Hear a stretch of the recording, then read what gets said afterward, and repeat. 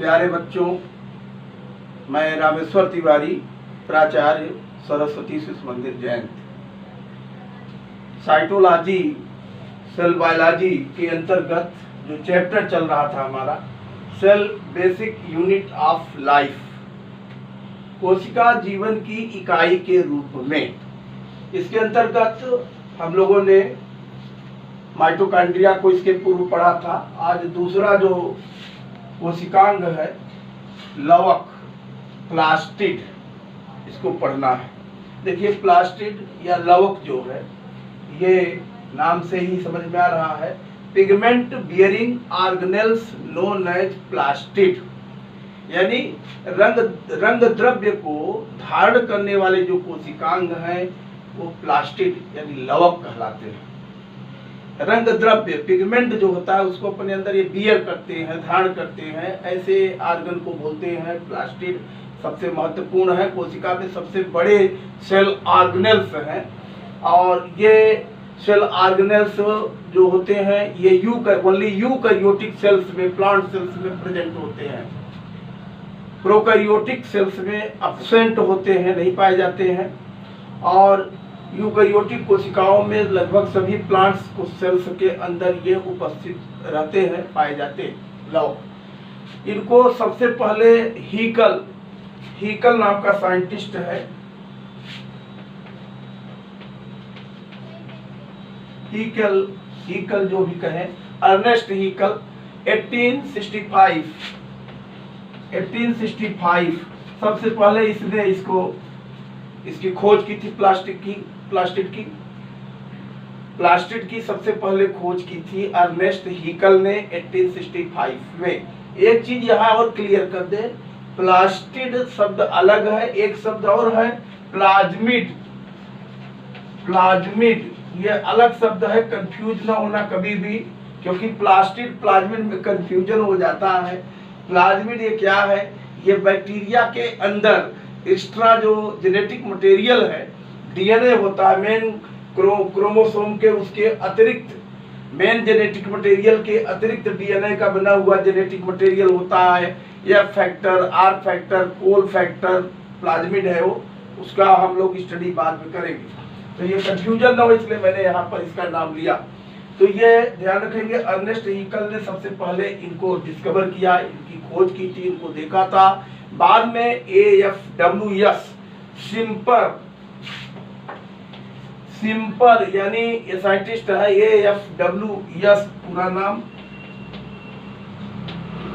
न लिखे इतना चलेगा, केवल आप सिंपर लिख दीजिए चलेगा, SCHIMPER, सिंपर, ये नाम का साइंटिस्ट है, सिंपर नाम का। इसने 1885 में 1885 इसने क्या किया, प्लास्टिड शब्द दिया था, टर्म दिया।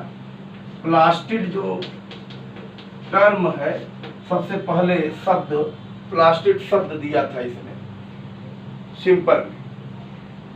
तो ये प्लास्टिड अगर देखा जाए मुख्य रूप से, तो इनका हम क्लासिफिकेशन अगर करें, इतनी महत्वपूर्ण बातें इनको ध्यान रखना। प्लास्टिड का अगर हम क्लासिफिकेशन देखें, इनका वर्गीकरण करें, इनको विभाजित करें, तो यही लिख दे रहे हैं, classification CLASSIFICATION, classification of plastid, लवक का वर्गीकरण, कितने भागों में इनको विभाजित किया जा सकता है। तो इनको मुख्य रूप से प्लास्टिड को 3 भागों में वर्गीकृत कर सकते हैं। एक होगा, ध्यान रखेंगे, पहला ल्यूकोप्लास्ट, ल्यूको माने होता है व्हाइट, प्लास्ट माने लिविंग सेल से, लिविंग से यानी या लवक से कह सकते हैं। ल्यूको, LEUCO, ल्यूकोप्लास्ट, यानी ये सफेद रंग का प्लास्टिक लवक है, अवर्णी लवक जिसको बोल सकते हैं। दूसरा है क्लोरोप्लास्ट, हरित लवक, और तीसरा है क्रोमोप्लास्ट, यह है ल्यूकोप्लास्ट माने अवर्णी, हिंदी भी लिख ले, नहीं कहेंगे नहीं लिख रहे हैं, अवर्णी लवक। दूसरा है क्लोरोप्लास्ट माने हरित लवक। तीसरा है क्रोमोप्लास्ट माने वर्णी लवक, वर्णी लवक। मेन आपको पढ़ना क्लोरोप्लास्ट है, सबसे ज्यादा एग्जाम में आया करता है क्लोरोप्लास्ट, जिसको आपके कोर्स में है पढ़ना है ज्यादा डिटेल, बट इनको भी जानेंगे।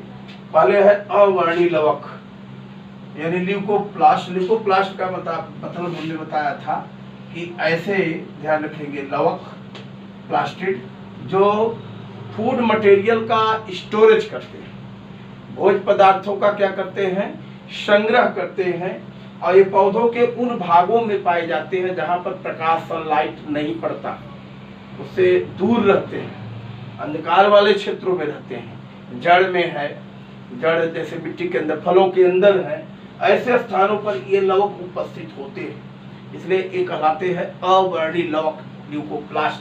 और ये जो ल्यूकोप्लास्ट है ये ध्यान रखिएगा, ये मुख्य रूप से 3 भागों में इनको क्लासिफाइड आप कर सकते हैं।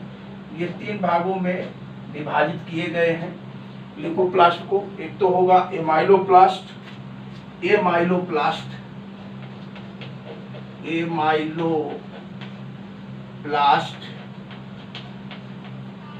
दूसरा एमाइलोप्लास्ट, एमाइल माने होता है स्टार्च, स्टार्च का संग्रह करने वाले लवक।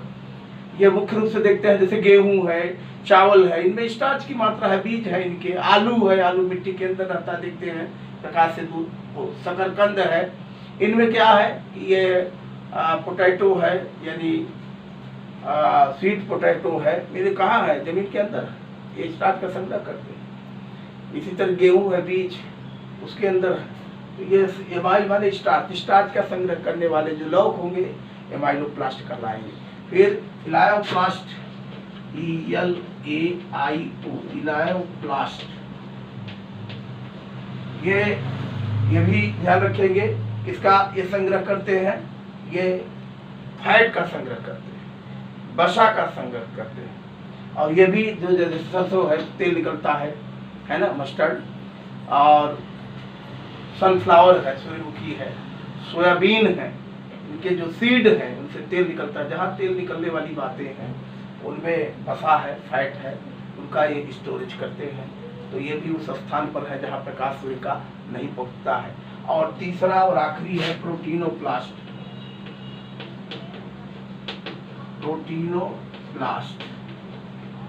प्रोटीनोप्लास्ट प्रोटीन का जो संग्रह करते हैं, इसको एल्यूरोप्लास्ट भी बोल सकते हैं।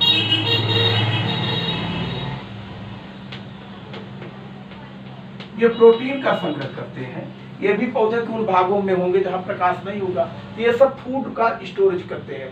प्रोटीन माने कहाँ पाई जाती है, दालें हैं, पल्स, बीज, वहां पर ये सब इनका संग्रह करते हैं, और इनको आपको ध्यान में रखना है।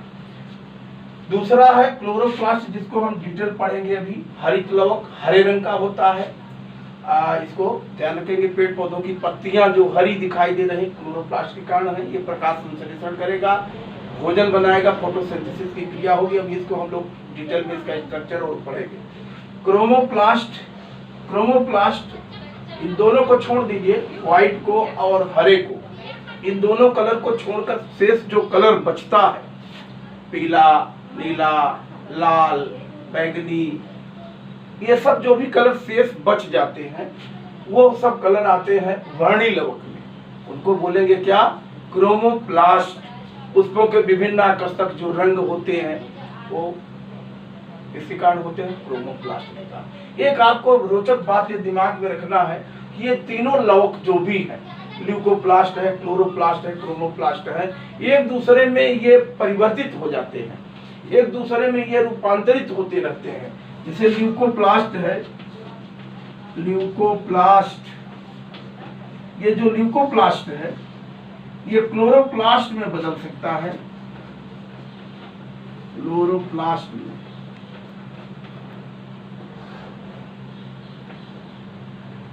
और ये क्लोरोप्लास्ट जो है ये क्रोमोप्लास्ट में बदल सकता है।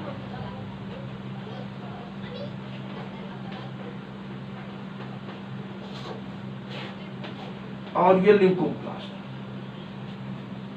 या इधर भी लगा सकते हैं कि ल्यूकोप्लास्ट क्रोमोप्लास्ट में, क्रोमोप्लास्ट जो है क्लोरोप्लास्ट में, क्लोरोप्लास्ट जो है ल्यूकोप्लास्ट में। ये एक दूसरे में चेंजेबल है, एक दूसरे में ये बदल जाते हैं। मैं एक एग्जांपल दूंगा, आपको बहुत अच्छे से समझ आएगा। जो घर से जुड़े खेती बाड़ी से होंगे उनको ज़्यादा जल्दी समझ में बात आ जाएगी। टमाटर आप देखे होंगे, जब पुष्प लगता है उसमें फ्लावर को, उसके बाद में जब कुछ समय बीत जाए हटाइए आप, तो नन्ही सी उसकी देखेंगे कि उसमें फ्रूट, छोटा सा फल ओवरी वाला है, फल बनाता है, मैच्योर ओवरीज फ्रूट।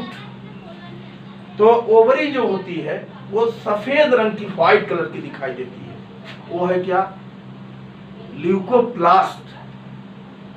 बाद में वो कुछ समय बाद लाइट के प्रभाव में आने पर वो परिवर्तित हो जाती है किसमें? क्लोरोप्लास्ट में, हरे रंग की हो जाती है। और जब पक जाता है टमाटर तो लाल देखते हैं, वो किस में बदल जाता है? क्रोमोप्लास्ट में परिवर्तित हो जाता है, कन्वर्ट हो जाता है। तो ये दूसरे में बदलते हैं। अब ये आलू है, स्टार्च संग्रहित करी है, आलू को आप धूप में कुछ दिन रख दीजिए, आप देख लेंगे उसमें स्टोर किया है ल्यूकोप्लास्ट है, उसमें कौन सा है? एमाइलोप्लास्ट, जो भोजन स्टार्च को संग्रहित किया है। धूप में रख दीजिए, वो आलू कुछ समय बाद आप पाएंगे कि हरी हो जाती है, यानी उसका जो ल्यूकोप्लास्ट था वो क्लोरोप्लास्ट में कन्वर्ट हो गया। कोई पौधा हरे रंग का है, उसको 8-10 दिन के लिए कमरे के अंदर रख दीजिए, उसकी पत्तियां व्हाइट होने लगेगी, चेंजेबल हो, परिवर्तनशील है। इसको आपको ध्यान में रखना है। अब देखेंगे हम लोग क्लोरोप्लास्ट।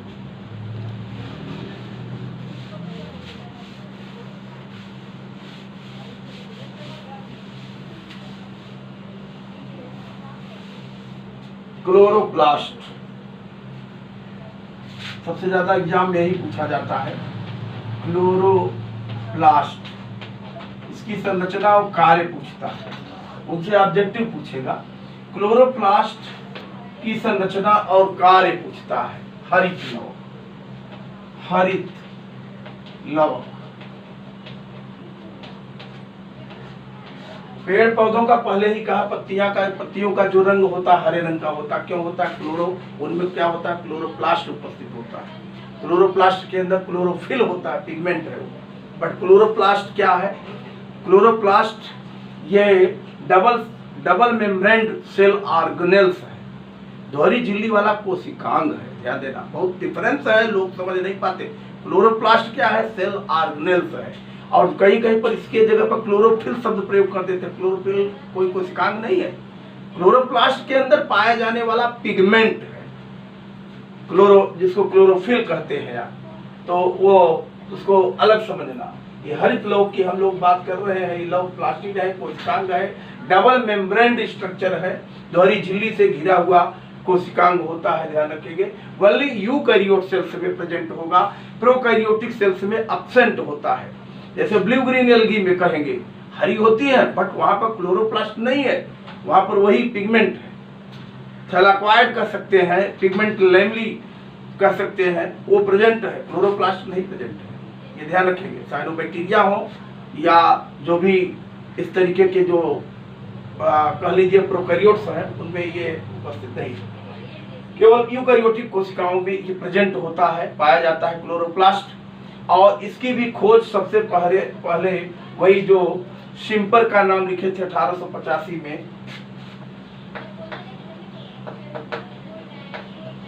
शिम्पर 1885 में इन्होंने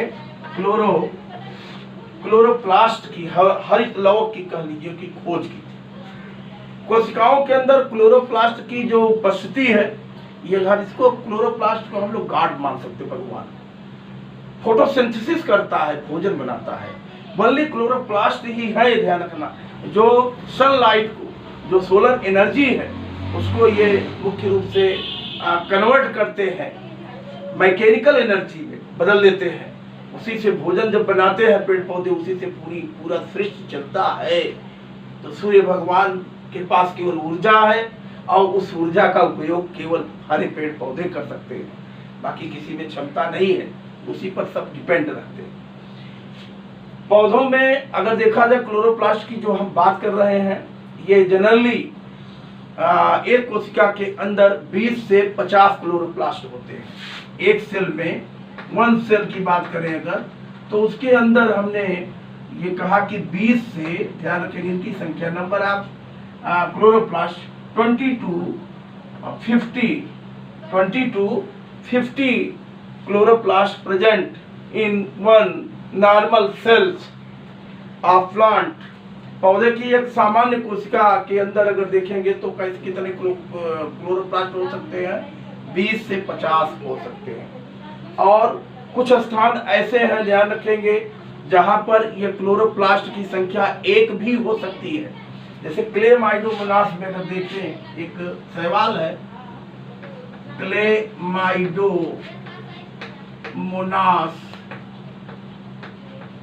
क्लेमाइडोमोनास में देखे होंगे इस तरीके से, ये सवाल है, और ये यहाँ पर जो क्लोरोप्लास्ट होता है, इसमें एक कप से इस तरीके का कप के आकार का क्लोरोप्लास्ट पाया जाता है। यहाँ बीच में पायरिनॉइड्स होते हैं और यहाँ बीच में उसमें न्यूक्लियस होगा और रचनाएं होंगी, बट हमको यहाँ लेना था इससे क्लोरोप्लास्ट से। क्लोरोप्लास्ट एक अकेला क्लोरोप्लास्ट है। इसके अलावा सामान्य स्थिति बता दिए, 20 से 50 तक हो सकते हैं। सबसे ज्यादा क्रोमोसोम रिसिनस कम्युनिस जो अरंड होती है, रेड़ी की पत्ती में सबसे ज्यादा क्लोरोप्लास्ट की संख्या होती है। 1 वर्ग मिलीमीटर में अंदाजा लगा सकते 4 लाख तक क्लोरोप्लास्ट हो सकते हैं। अरंड रेडी रिसिनस कम्युनिस उसका बॉटनिकल नेम है, उसके लीफ के 1 किसमें वर्ग मीटर में, वर्ग मिलीमीटर, स्क्वायर मिलीमीटर कर लीजिए, में क्षेत्रफल में उसके कितने क्लोरोप्लास्ट होते हैं, 4 लाख तक, 4 lakh chloroplast present in Ricinus communis leaf 1 millimetre square area में इतनी संख्या इनकी होती है। याद रखने के लिए आपको ये ध्यान में रखना है। इसके अलावा जो ये क्लोरोप्लास्ट है, ये 5 से 20, 5 to 20 ये माइक्रोन मीटर, याद रखेंगे, इनकी क्या होती है, लेंथ होती है। और 2 to 4, 2 से 4 माइक्रोन मीटर ये इनकी क्या होती है, चौड़ाई होती है। 2 से कितना, 4 मिली माइक्रोन इनकी क्या होती है, चौड़ाई, ब्रॉड कर लीजिए, लंबाई और चौड़ाई इनके ध्यान रखेंगे। इनमें अगर देखा जाए, अब चलेंगे इनकी संरचना के अंतर्गत, क्लोरोप्लास्ट की संरचना किस प्रकार से होती है। अच्छा, इसके अलावा इनके शेप साइज की हम अगर बात कर ले, साइज तो बता दिए, शेप की बात करें तो इनका आकार जो होता है, शेप कोशिका के आकार पर निर्भर करता है। सेल कैसी है उस तरीके का इनका भी आकार होता है। वैसे ये कप शेप्ड हो सकते हैं, स्पाइरल हो सकते हैं, सर्पिलाकार हो सकते हैं, रेटिकुलेट हो सकते हैं, जालिकावत हो सकते हैं, डिस्क्वायर्ड हो सकते हैं, गर्डिल शेप्ड हो सकते हैं, कॉलर शेप्ड हो सकते हैं। इसके अलावा ये रिबन शेप्ड हो सकते हैं। रिबन शेप्ड आपको पढ़ने के लिए मिलेगा जब आप पढ़ेंगे, क्या कोर्स में है आपके, स्पाइरोगायरा, वहां पर मिलेगा। क्लेमाइडोमोनास में कप शेप्ड मिलता है।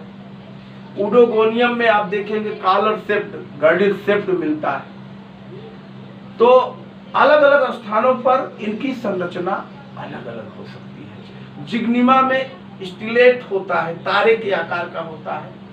तो अलग अलग स्थानों पर इनकी संरचना अलग अलग होगी। ये बातें महत्वपूर्ण है, ध्यान रखना। स्पाइरोगायरा में अगर याद आ रहा हो तो पढ़ेंगे जब, ये सेल हैं, उसमें आपको इस तरीके से ये रिबन के आकार के, फीते के आकार के ऐसे क्लोरोप्लास्ट पाए जाते हैं। उनमें पायरिनॉइड भी होगा। ऐसी रचना बनाएंगे जब पढ़ेंगे तो स्पाइरोगाइरा का कैसा है, रिबन शेप्ड होता है। रिबन शेप्ड, रिबन के आकार का पाया जाता है। क्लेमाइडोमोनास में अगर उनकी सेल्स में आप जाएंगे देखेंगे एक कोशिका के अंदर, यहाँ क्लोरोप्लास्ट कैसा रहता है, ये गर्डिल शेप्ड होता है, मेखलावत होता है, ऐसा रहता है, लगा रहता है। अलग अलग स्थानों पर इसके विषय में बहुत वर्णन करने की आवश्यकता नहीं है, जानना था आपको ये जाने। इसके बाद आगे देखेंगे हम लोग इसके स्ट्रक्चर की बात करेंगे। क्लोरोप्लास्ट के स्ट्रक्चर, संरचना की बात कर रहे हैं। संरचना,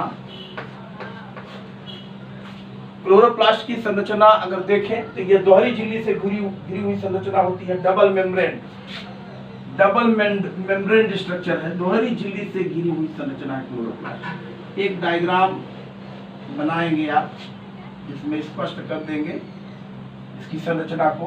तो ये दोहरी झिल्ली यानी एक लेयर और आप बनाएंगे।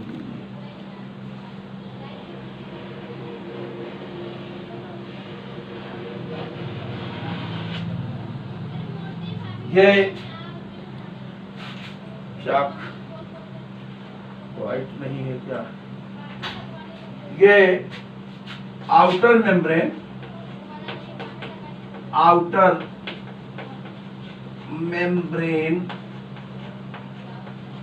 ये inner membrane,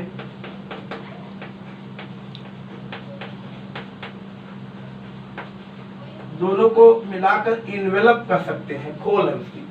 outer membrane, inner membrane, ये दोनों ही मेम्ब्रेन लिपिड और प्रोटीन की बनी होती है। 40 to 60 एंगस्ट्रॉन ये मोटी होती है। दोनों ही 40 से 60 एंगस्ट्रॉन ये झिल्ली जो होती है मोटी होती है। दोनों ही की बात हम कर रहे हैं, चाहे आउटर हो और इनर। 40 से 60 एंगस्ट्रॉन मोटी होती है। लाइपोप्रोटीन की यानी लिपिड और प्रोटीन की बनी होती है। सेल मेम्ब्रेन हमने पढ़ाया है, वो वीडियो आप देखें और समझे, वहां पर पूरी जानकारी आपको दी गई है।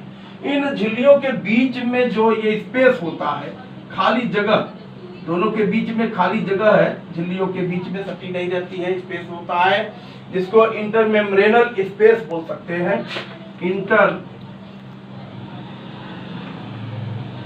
इंटरमेम्ब्रेनल स्पेस है, पेरीमेम्ब्रेनल स्पेस भी बोल देते हैं। ये जो मेम्ब्रेन के बीच स्पेस है 25 से 25 to 75 एंगस्ट्रॉन हो सकता है, एवरेज लगभग इस तरीके से इसको आपको ध्यान में रखना है। प्रत्येक क्लोरोप्लास्ट में, क्लोरोप्लास्ट की मेम्ब्रेन्स हो गई, उसके बारे में अंदर चलेंगे तो दो भाग होते हैं। क्लोरोप्लास्ट में मुख्य रूप से ध्यान रखना दो भाग है। एक होता है, ध्यान रखेंगे, इसके अंदर जो कह लीजिए द्रव्य वाला पूरा भाग है इसका, वो भाग कहलाता है स्ट्रोमा, और दूसरा होता है ग्रेना माने ग्रेना और स्ट्रोमा, ये दो भाग होते हैं, ग्रेना और स्ट्रोमा, GRANA, ग्रेना। एक वचन में कहेंगे सिंगुलर उसका होगा ग्रेनम, लिख नहीं रहे हैं, आपको ध्यान रखना है कि ग्रेना GRANA ग्रेना, और दूसरा भाग है स्ट्रोमा, उसका जो मैट्रिक्स वाला हिस्सा स्ट्रोमा, अंदर भरा हुआ जो द्रव्य है वो स्ट्रोमा होगा। यहाँ पर ग्रेना की जो हम पहले बात कर लेंगे, उसका एक्सप्लेनेशन कर लिया जाए। ग्रेना, जो ग्रेना इनमें पाए जा रहे हैं, जिसको सिंगुलर में क्या बोलते हैं, ग्रेनम, ये वास्तव में 0.22 0.6 माइक्रोन मीटर कह लीजिए इनका व्यास होता है। और ये इनकी संख्या अगर कहें तो लगभग 40 to 60 granum present in a normal cell, a normal chloroplast. सामान्य एक क्लोरोप्लास्ट की संरचना में 40 से 60 तक ग्रेना प्रेजेंट होते हैं। तो यहाँ एक ग्रेना की संरचना अगर देखें कैसे बने हुए हैं, जैसे सिक्के के ऊपर सिक्का रखा हुआ है, ऐसे एक ये सिक्के को जैसी रचना जो हम रख रहे हैं ये कहलाता है, इसके लिए शब्द प्रयोग करते हैं पिगमेंट लैमेली और इसके लिए प्रयोग करते हैं टर्म एक के लिए जब कहेंगे तो थैलाक्वाइड। बट ये पूरा जो पूरे का पूरा है, ये पूरा ये जो बना दिए, इसके लिए टर्म हम ग्रेनम प्रयोग करेंगे, GRANUM। एक सिक्के का पूरा ढेर है और इस तरीके से बहुत ढेर सारे सिक्के के ढेर जैसी ऐसी रचनाएं लगी होंगी। ये कॉन्सेप्ट आप अपने क्लियर रखेंगे। ये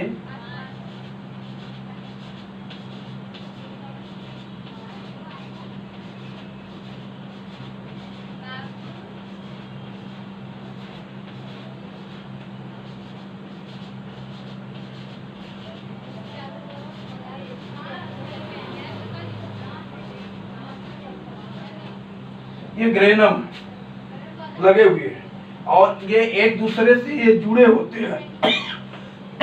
इनके बीच में ये फ्रीट या कह सकते हैं स्ट्रोमा लैमेली लगे होते हैं। इनके लिए स्ट्रोमा लैमेली शब्द प्रयोग करते हैं, स्ट्रोमा वाले हिस्से में है ये लगी है, ये स्ट्रोमा लैमेली LAMELE। तो ये यहाँ पर ध्यान में रखना है आपको, LAMELLE करना, लैमेली, स्ट्रोमा लैमेली। तो ये बाहर का चूंकि ये भाग जो है जहां पर ये द्रव्य भरा हुआ है, ये भाग जो द्रव्य भरा हुआ भाग है ये कहलाता है स्ट्रोमा। स्ट्रोमा दो भाग हैं, ग्रेना और स्ट्रोमा। तो ये जो द्रव्य भरा हुआ हिस्सा है स्ट्रोमा, और ये जो ग्रेना है एक सिक्के का पूरा देख रहे हैं पूरा लंबा ढेर, इसके लिए ग्रेनम शब्द प्रयोग करें। पूरे को मिलाकर जितने होंगे उनको क्या बोलेंगे, उनके लिए ग्रेना कहेंगे, बहुवचन है। पर एक सिक्के के ढेर के लिए शब्द क्या करेंगे, ग्रेना। इनकी संख्या अब यहाँ जैसे 4 ही बंडल बने ऐसा ना समझना, इनकी संख्या 40 to 60 होगी ग्रेना की संख्या, ये दिमाग में रखना। और ये ग्रेना 0.2 to 0.6 बताया गया, ये मिली माइक्रोन डायमीटर होगा इनका। अब इनकी चर्चा करेंगे। ये जो ये एक की बात कर रहे हैं, सिक्के जैसी जो रचना है, ऐसी एक सिक्के जैसी रचना जो ऐसा बनाए हैं, ऐसा दिख रहा है, ये रचना एक अगर अलग करेंगे एक सिक्के के ढेर को, यानी सिक्के का ढेर तो बहुत ढेर सारा लगा है, एक को इससे अलग करेंगे, इसी के लिए शब्द जो प्रयोग करते हैं ये थैलाक्वाइड कहलाता है।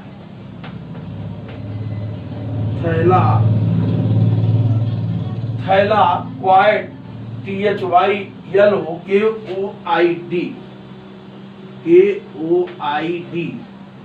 थैलाक्वाइड। थैलाक्वाइड, थैलाक्वाइड को हमने कहा था लैमेली भी बोल सकते हैं आप। थैलाक्वाइड का एक नाम और ले सकते हैं, LAMELLE, लैमेली, मेंढक है इसमें, तो ये थैलाक्वाइड कहलाएगा, या इसी को लैमेली बोलते हैं, ध्यान रखेंगे। और ये भी अगर देखा जाए इनकी भी संख्या 5 to 50 हो सकती है। ये जो लगे हैं ये ढेर, ये 1 2 3 4 5 6 7 8 9 10 11 12 13 14 15, इसे 50 तक हो सकते हैं। 5 to 50 एक सेल के अंदर इनकी संख्या नंबर कितनी हो सकती है, 5 to 50। सेल न कहिए, एक ग्रेनम में थैलाक्वाइड की संख्या 5 से 50 तक हो सकती है, क्लियर शब्द है। एक ग्रेनम में थैलाक्वाइड की संख्या, एक चूंकि सिक्के को क्या बोलेंगे, सिक्के जैसी रचना थैलाक्वाइड या लैमेली, तो उसकी संख्या 5 से 50 तक हो सकती है, इसको आपको ध्यान रखना। इसके अंदर भी चलते हैं, इसके अंदर थैलाक्वाइड के अंदर अगर चलते हैं तो वहां पर ध्यान रखेंगे 100 एंगस्ट्रॉन से कह लीजिए लगभग उनका डायमीटर के, और 200 एंगस्ट्रॉन उनकी लेंथ हो सकती है। ये पाए जाते हैं इसमें पैराक्रिस्टलीय, ये ऐसी कण जैसी संरचनाएं इसमें पाई जाती है। दीज आर क्वांटासोम, इनको शब्द प्रयोग करते हैं इनके लिए एक और शब्द आपके लिए मिल गया, इनको क्या बोलते हैं? Quantasome, QUANTA, quanta, SOME, quantasome. ये ध्यान रखेंगे, ये प्रकाश को ग्रहण करने वाली मुख्य यूनिट यही है, यही प्रकाश ऊर्जा को कन्वर्ट कराएगा और ये सबसे महत्वपूर्ण है क्वांटासोम। ये प्रकाश ऊर्जा की को ग्रहण करने का काम करेगा। तो क्वांटासोम काफी महत्वपूर्ण है, प्रकाश संश्लेषण की यूनिट के रूप में है, इकाई के रूप में है। और 1964 में क्वांटासोम को खोजा था, इसकी खोज की थी, यही हम लिख दे रहे हैं, पार्क और बिगिंस ने, और पार्क और पोन्स ने बाद में। पहले Park PRK, Park and Pons, PONS, Pons. तो पार्क PRK कर लीजिए, पार्क एंड पोन्स, ये दो साइंटिस्ट हैं, दिख रहा है वहां से, रिकॉर्डिंग करने वाले थोड़ा ध्यान दें, दिख रहा है नीचे का कि नहीं दिख रहा है ना?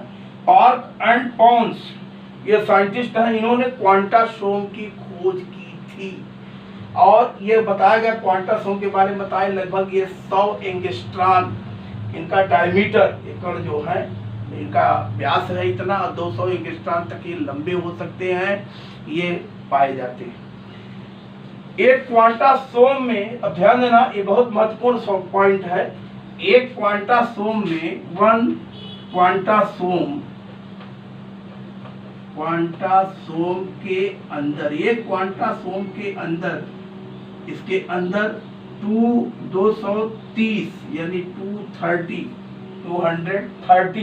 क्लोरोफिल के अणु पाए जाते हैं। इसके क्लोरोफिल उपस्थित होंगे, मॉलिक्यूल उसके, ये पॉइंट याद करें। एक क्वांटासोम के अंदर 230 क्लोरोफिल के अणु उपस्थित होते हैं, पाए जाते हैं। तो ये काफी महत्वपूर्ण बातें निकल करके आई, इसको याद रखना, कॉन्सेप्ट अपने क्लियर रखना। क्लोरोप्लास्ट के अंदर ग्रेना और स्ट्रोमा दो भाग। ग्रेना सिक्के का ये जो ढेर लगा हुआ, एक ढेर के लिए ग्रेनम कहते हैं। एक बना है थैलाक्वाइड से या पिगमेंट लैमिनी से, जिसके अंदर 5 से 50 तक थैलाक्वाइड हो सकते हैं।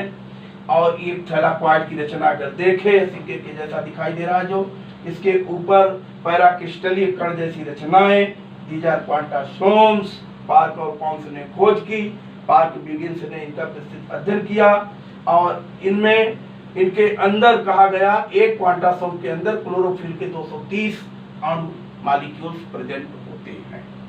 अब आ जाइए स्ट्रोमा की बात करते हैं। स्ट्रोमा में अगर हम बात करें तो जो इसका मैट्रिक्स वाला हिस्सा है, जो अंदर द्रव्य भरा है, वो कहलाता है स्ट्रोमा। और स्ट्रोमा वाले भाग में मुख्य रूप से ध्यान रखेंगे, अगर देखें तो इसमें डीएनए होगा, ये दिखा दे रहे हैं, जैसे माइटोकॉन्ड्रिया में था, डीएनए प्रेजेंट है। इसके अंदर ये आरएनए प्रेजेंट है, आरएनए, डीएनए और 70S राइबोसोम, कहीं दिखा ले ऐसे, ये राइबोसोम्स हैं, राइबोसोम प्रेजेंट होंगे। राइबोसोम उसके मैट्रिक्स में या स्ट्रोमा में 70S टाइप के राइबोसोम होते हैं, जो प्रोकैरियोटिक सेल्स में होते हैं, ये उपस्थित होते हैं। इसके अलावा विभिन्न प्रकार के इसके अंदर एंजाइम्स, एटीपेस और उपस्थित होंगे। कुछ और भी इसमें कह लीजिए कि जो एलिमेंट्स हैं प्रेजेंट होंगे, जोड़ने के लिए मैग्नीशियम आयंस होते हैं, ये सब सारी चीजें कह लीजिए कि उपस्थित होती है, कोई काफी महत्वपूर्ण संरचनाएं होती हैं। अब इसके बाद ये तो क्लोरोप्लास्ट की हम लोगों ने संरचना की बात की कि क्लोरोप्लास्ट की संरचना में कौन कौन से भाग हैं, क्या क्या है, इनको आपको विशेष रूप से ध्यान रखना है। क्लोरोप्लास्ट की संरचना पूछ देता है, तो इन चीजों को ध्यान में रहे। अब यही एक बात और क्लियर आपकी रहे कि जो क्लोरोप्लास्ट का जो ग्रेना वाला हिस्सा होता है, जानते हैं कि क्लोरोप्लास्ट प्रकाश संश्लेषण करता है, होता है उसमें, तो ग्रेना वाले हिस्सा में प्रकाश संश्लेषण की क्रिया दो चरणों में, 2 फेज में कंप्लीट होती है, light reaction and dark reaction, प्रकाश क्रिया और अंधकार क्रिया। तो जो लाइट रिएक्शन होती है वो ग्रेना में होती है। लाइट रिएक्शन प्रकाश अभिक्रिया और स्ट्रोमा में कौन होती है? Dark reaction. प्रकाश संश्लेषण की दो क्रियाएं, लाइट रिएक्शन और डार्क रिएक्शन। लाइट रिएक्शन की क्रिया होती है ग्रेना में और डार्क रिएक्शन की क्रिया होती है कहां पर? स्ट्रोमा में। इसको मिटा देते हैं, आप कर लिए होंगे।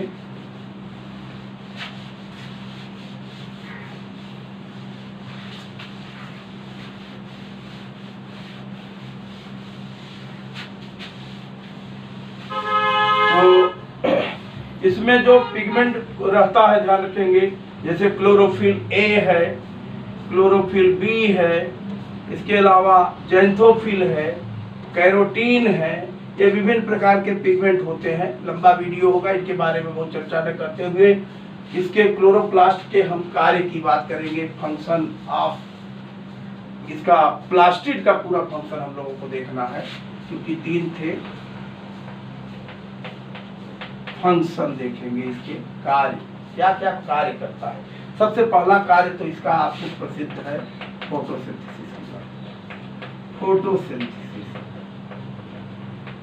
फोटोसिंथेसिस यानी प्रकाश संश्लेषण, ये सबसे महत्वपूर्ण बात है, प्रकाश संश्लेषण। तो ये काफी महत्वपूर्ण है, क्योंकि इसी से जानते पौधे भोजन बनाते हैं, अपने ही लिए नहीं पूरे प्रकृति के लिए भोजन कर लीजिए। जो भी जीवधारी है, ऑल लिविंग बीइंग, सब इसी पर डिपेंड है, क्योंकि ये प्रकाश संश्लेषण करके प्रकाश ऊर्जा को रासायनिक ऊर्जा में बदलते हैं। ऊर्जा केवल सूर्य के पास है, सूर्य के अलावा किसी के पास ऊर्जा नहीं है। वही ऊर्जा सूर्य से जो चलती है, उसी ऊर्जा का उपयोग पेड़ पौधे करते हैं। वो भी 1%, 1 to 3% लिखा रहता है, 1% ही लगभग ये प्राप्त करते हैं। आगे शेष ट्रैफिक लेवल में 10% ला के हिसाब से वो ऊर्जा का फ्लो होता है, एनर्जी फ्लो होता है, 1 traffic level to other traffic level. But ये प्रकाश संश्लेषण की क्रिया इनमें चलती है, और ये अभी हमने बताया था प्रकाश संश्लेषण की क्रिया 2 चरणों में होती है। एक होती है लाइट रिएक्शन, एक होती है डार्क रिएक्शन। इसके संदर्भ में एक बड़ा अच्छा डायग्राम है, अगर इसको समझना चाहिए आप तो मैं दे रहा हूँ, वैसे आपके कोर्स से लेवल से ऊपर जाएगा। ये जैसे ये मान लीजिए समझने के लिए, ये क्लोरोप्लास्ट, ये क्लोरोप्लास्ट।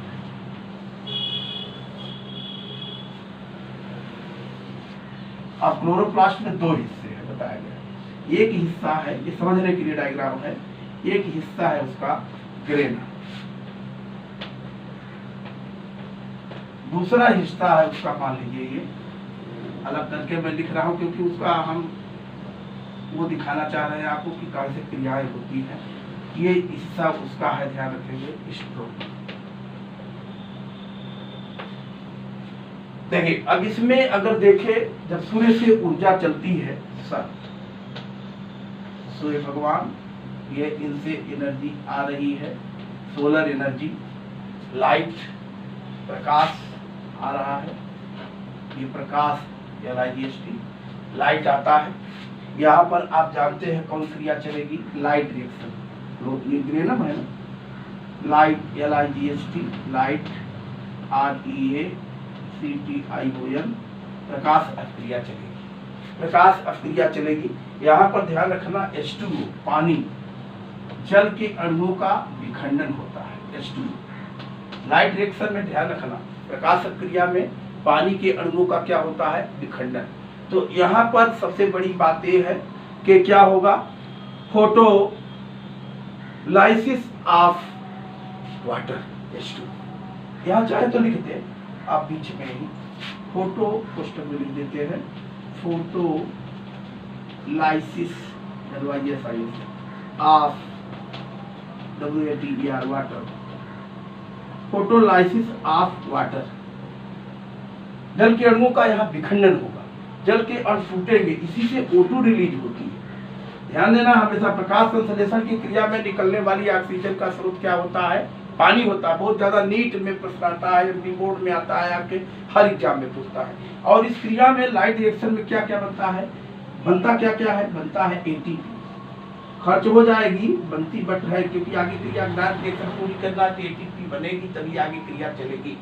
और क्या निकलते हैं, इलेक्ट्रॉन, और क्या, हाइड्रोजन धन आयन, ये सभी चले जाते हैं, कहाँ पर चले जाते हैं, ये सब जो निकलेंगे ये पूरे के पूरे, ये हाइड्रोजन आयन तो मिलकर बना लेता है किससे, एन, इससे आगे बन जाएगा, इसके आगे N A D P H, ये प्रवेश करेगी। निकोटिनामाइड एडिनाइन डाइन्यूक्लियोटाइड फास्फेट, ये प्रवेश करते हैं, तब ये क्रिया आगे चलेगी। और ये क्रिया जो होगी ये कैल्विन साइकिल कहलाती है, स्ट्रोमा में चलती है, CALVIN, Calvin cycle, CYCLE, Calvin चक्र चलेगा स्ट्रोमा में, डार्क रिएक्शन। और यहाँ पर क्या होता है, ये डार्क रिएक्शन की क्रिया, डार्क REACTION, डार्क रिएक्शन में क्या होगा, क्या होगा, यहाँ पर reduction of CO2, carbon dioxide का अपचयन होगा, reduction of CO2, carbon dioxide का अपचयन होता है इस क्रिया में, यानी CO2 यहाँ दिखा दीजिए, ली जा रही है कार्बन डाइऑक्साइड, CO2 ये जरूरत पड़ेगी यहाँ। प्रकाश संश्लेषण की क्रिया में पौधे कार्बन डाइऑक्साइड को लेते क्या बनाते हैं, रिजल्ट क्या होगा, शुगर, ग्लूकोज बनता है, शुगर बनता है। शुगर काहे में काम में आ जाएगा, सेलुलर रेस्पिरेशन में तो काम आएगा, cellular respiration, respiration RESPIRATION, cellular respiration में काम आएगा। इसके अलावा स्टार्च एंड अदर ऑर्गेनिक जो कह लीजिए कि कंपोनेंट बनेंगे, उनके बनाने के काम में आएगा। और दिखा सकते हैं, starch and other OTHER, other organic compound बनेंगे, कंपोनेंट बनेंगे, जो भी करें। तो ये इस तरीके से कह लीजिए कि ये क्रियाएं चलती, इनको आपको ध्यान में रखना है। ये क्लोरोप्लास्ट की रचना क्या था, क्लोरोप्लास्ट, ये पूरा का पूरा ये क्रियात्मक दिखाया गया है डायग्राम। अगर इसको समझने की क्षमता हो तो समझे कि किस तरीके से ये क्रियाएं चलती है। तो प्रकाश संश्लेषण की क्रिया होती है।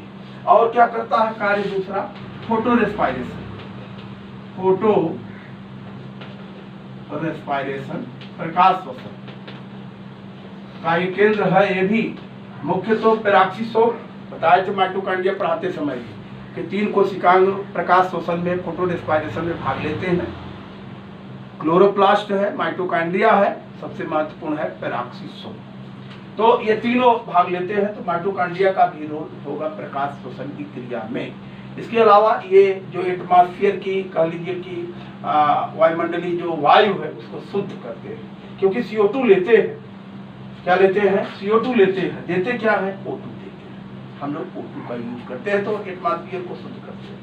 इसके अलावा ये क्या करते हैं, तीसरा हो गया। चौथा क्या करते हैं, फूड स्टोरेज करेंगे। आपने अभी देखा विभिन्न प्रकार के थे प्लास्टिक,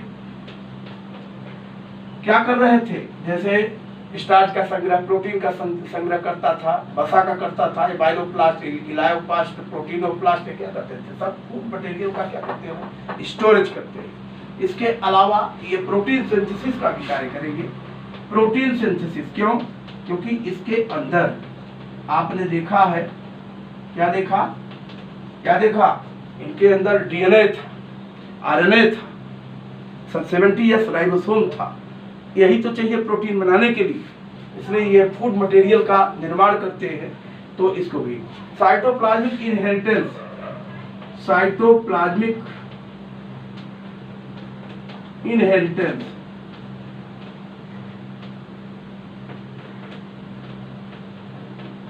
ये कोशिका द्रव्य वंशानुगत, इसके अंदर चूंकि डीएनए उपस्थित होता है क्लोरोप्लास्ट में, उस डीएनए का हम देख सकते हैं कि किस तरीके से, ये भी तो जेनेटिक मटेरियल है साइटोप्लाज्म जो, उसके बाद में होने के कारण क्लोरो माने न्यूक्लियस से बाहर होने के कारण, क्रोमोसोम के बाहर होने के कारण, जिसको नॉन क्रोमोसोमल कह सकते हैं जेनेटिक मटेरियल, और एक्स्ट्रा न्यूक्लियर जेनेटिक मटेरियल क्योंकि क्लोरोप्लास्ट में है उपस्थित, इसको ध्यान रखना। इसकी भी वंशानुगति होती है, अध्ययन करते हैं।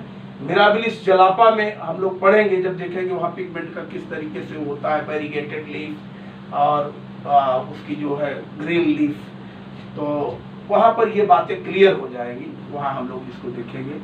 और इसी तरीके से प्लास्टिड म्यूटेशन की बात कर सकते हैं। लवक में भी डीएनए चुकी है, तो प्लास्टिड म्यूटेशन, म्यूटेशन माने होता है उत्परिवर्तन, यानी इनके भी कह लीजिए कि जीन में चेंजेस हो सकते हैं, उनका सीक्वेंस चेंज हो सकता है, अचानक इनमें भी परिवर्तन आ सकते हैं, वो देखने के लिए मिलता है। बहुत ढेर सारे इनके कार्य हैं और ये मैं समझता हूँ कि आपके लिए एक अच्छा वीडियो साबित होगा, जिसको आप बार बार पढ़िए, क्योंकि इसमें बहुत ढेर सारा पूरा स्टडी मटेरियल लगभग इसमें भर दिया गया है। इसको पढ़ेंगे, वीडियो को लाइक करेंगे, सब्सक्राइब करेंगे और इसको जो है शेयर करिएगा। ज़्यादा से ज़्यादा लोग जुड़ेंगे तभी मेरा मनोबल बढ़ेगा। मैं एक वीडियो जब अपलोड करता हूँ और 2-3 कम से कम सब्सक्राइबर बढ़ जाते हैं तो मुझे लगता है कि बनाना मेरा सार्थक है, अन्यथा मनोबल ऊंचा नहीं रहेगा तो फिर वीडियो कैसे बनाएंगे। इसलिए आप लोगों का पूर्ण सहयोग अपेक्षित है। पढ़िए, कायदे से तैयारी करिए, नीट की तैयारी हो, नर्सिंग की तैयारी हो, इससे बाहर क्वेश्चन नहीं आएंगे आपके। आप जो है चाहे सीबीएसई कोर्स का होगा, चाहे एनसीईआरटी का कोर्स का होगा, चाहे डीएमपी बोर्ड का होगा, सभी के लिए परफेक्ट मैटर है। पढ़िए, इतना बुक पे भी नहीं मिलने वाला है। थैंक यू, धन्यवाद आपको।